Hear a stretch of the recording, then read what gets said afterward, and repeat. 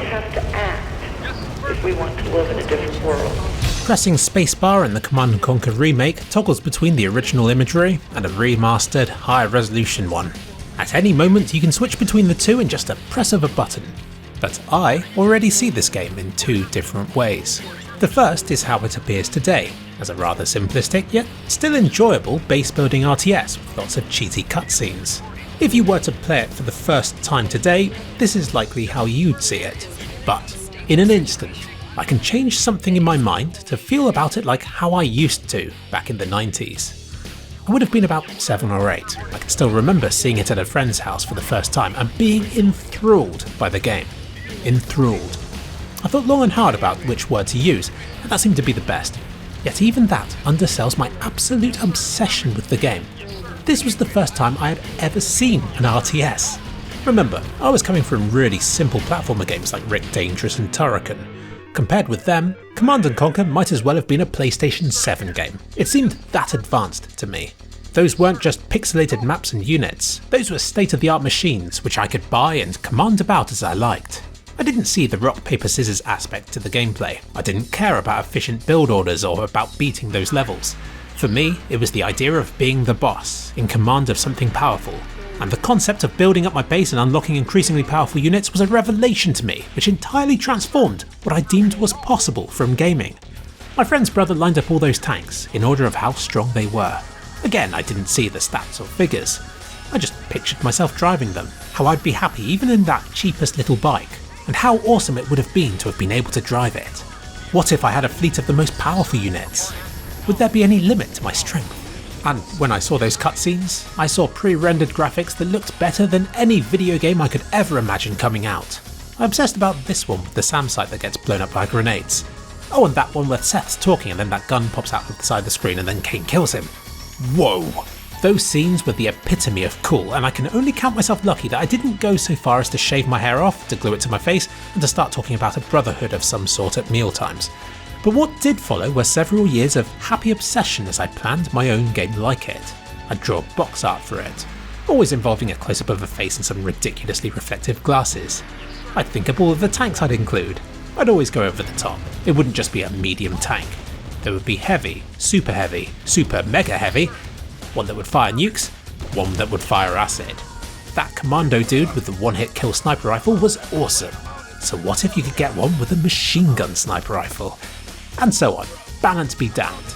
I'd draw pictures of them, how they'd look in the buy menu, and I'd write down how much HP each one would have, how many shots they could fire, and how many people they could kill, and so on. My mum actually grew concerned that I was becoming a monster, that this game was a bad influence on me. But it was never about the violent aspect to me, in the same way that looking up to superheroes is about more than just about how many people they can hurt at the same time, even though that's generally something they do quite frequently. It was, in its essence, about commanding and conquering. The thrill at seeing that Tiberium, that morbid fascination at what it must be like to be able to burn people alive. Unit lost. Okay, with hindsight, it does sound quite violent, but it wasn't that which made it so engaging to younger Philip. It was the stuff around the violence. It was what led to the violence. But it wasn't the act of violence itself. It's hard to describe these differences, but they were enough to make its appeal to younger Philip wholly innocent. I can't find the words to convey that now, so it's no wonder my parents were unable to understand it back then. But to put it simply, my obsession with this violent game did not make me grow up to be a monster. I came away from this with happy memories and a passion to make my own base building games. Remember, I'm trying to describe how a child thinks here. A child who grew up with an antiquated gaming system who, upon viewing Command & Conquer, had just been launched for 10 years in gaming in an instant. A child who was in love with a game I didn't even own on a console I couldn't afford. Yes, I eventually got my hands on the game, and it quickly became too difficult for me to get any further through the campaign with. So in the end, I spent way more time in Red Alert skirmish mode, which allowed me to tailor the challenge to suit whatever I fancied doing that day. Be it walls of Tesla coils, fields of heavy tanks, lines of mines, or fleets of cruisers with impossibly long range. I'd mess about with cheats which caused a scary, floaty black cloud to appear on the map, electrocuting anybody unfortunate enough to be within its vicinity. I remember someone from the official PlayStation magazine mistaking this for a gap generator. But I knew better. How has it taken this long for me to get around to talking about this game? I've created thousands of videos on YouTube, yet only now I've thought to discuss this, a game with which I've created memories which are just as strong as any other game I've ever played. Now that I am, countless memories are flooding back to me from all those gaming sessions I had, my unsuspecting younger self totally unaware that they would ever be shared with the world in this sort of medium. I just thought the future of gaming was better graphics and stronger tanks. Nostalgia's a funny thing. Of all the senses we use sight the most, and yet it's the lesser used ones like tastes and smells which recall the most vivid recollections about the past. Now I'm not saying I licked my friend's Command & Conquer disc, nor am I denying it, but the smell of his house will always bring back memories of Command & Conquer that I had otherwise forgotten. And, perhaps thanks to its associations with the game, I loved the song Act on Instinct. The tune, the instruments, those weird little voice clips in the background. It scares me to think I've forgotten so many of the game's tracks since then, yet I still find myself magically recalling upcoming bits of the tracks as they're playing. They're still in my head somewhere, just waiting for the right triggers to come flooding back again. Of course, these days we've got the remastered edition of the soundtrack too, objectively better in every way, but that can't compete with the nostalgia, and the original will always be my favourite. And its choice of instruments? Perfect. Just because. Playing through the remaster, I guess I'm very lucky.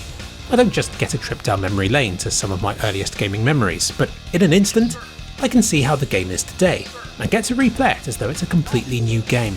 I can scout out the map with bikes, I can create several harvesters to improve my economy, I can actually beat those missions that I swore were impossible as a child. I finally get to see the game the developers worked so hard on to create. I can appreciate their efforts at balancing the units, and at devising fiendish missions for me to unravel. With the power of hindsight, and with so many better and more modern games to compare it to, I can see through this game's limitations and weaknesses, like the awful pathfinding and shoddy acting. Though admittedly, those things are more quaint than they are bad. And I'm surprised by how well it holds up. This primitive RTS doesn't outstay its welcome, thanks to its short, sweet, simple missions and a few enjoyable point-and-click commando segments. Its sequel, Red Alert, was a vast improvement in almost every way, though I still don't find the setting or theme as appealing as I do the originals. Its indoor missions are still horrendously difficult and unfun, but those final few missions of the campaigns where it puts you up against an impossibly large enemy base are definitely the best in the whole collection, and its skirmish mode has stood the test of time well. I find it runs out of steam towards the end of a match, but I've been surprised by the variety the mode provides, and at the amount of atmosphere these shrouded maps and basic AI enemies can generate. It doesn't have the endless replayability that AoE 2 does, but regardless, I've got my money's worth from the AI matches I've been playing these past few months, all purely done for the fun of it. I could honestly talk about those early Command & Conquer games for hours. How the first PlayStation magazine I bought came with a demo on it, which I play over and over and over again. Oh yeah, didn't I mention? I played these games on a PlayStation using a controller. I recall my friend's elaborate link-up cable to enable us to play it 2-player. How I reached a new level where I could finally buy tanks on the day the eclipse happened in 1999, and my cousin was there but I'm not sure why. How I bought so many rifle units one time it slowed my PlayStation down. How I'd play one specific level of Red Alert skirmish mode over and over again, creating Tesla coils to protect my base. How I'd never understand why my mum would snigger as I referred to them as tester coils. This stuff doesn't mean anything to you, I know that already. It saddens me to think that things have moved on, and that it will require so much more to make children feel the same way as Command & Conquer made me feel. It saddens me that when I played that game, I looked forward to the future of gaming, and how much better things would get, and yet now I'm here and things are objectively better, I'm still fondly looking back at the past again and longing for that feeling of awe and wonder that only seemed possible in my childhood. And to think the studio that created this game was swallowed up and destroyed. Damn you, EA. But I'm happy I experienced it, and while it's sad to see it drift into the distant past, I have found solace in the most unlikely of places. The comment sections of YouTube videos, where I find other people discussing and gushing about how much they loved the very same things about the game as I did back then. On this one, others seem just as enthralled by that weird little chorus with the strange little bell instruments. That 102 timestamp is almost like a flagpost for us to stand around, happy to know that we aren't alone in feeling the way we do about something so oddly specific, even if their nostalgia for it might be a very different nostalgia from that of my own. Yes, you can laugh at how obsessed I got over so few pixels. But please, if you go away from this video with anything, let it be the knowledge that there was a time when a game like this could rival anything else out there. when this was all that was needed to make somebody as happy as it is possible to be.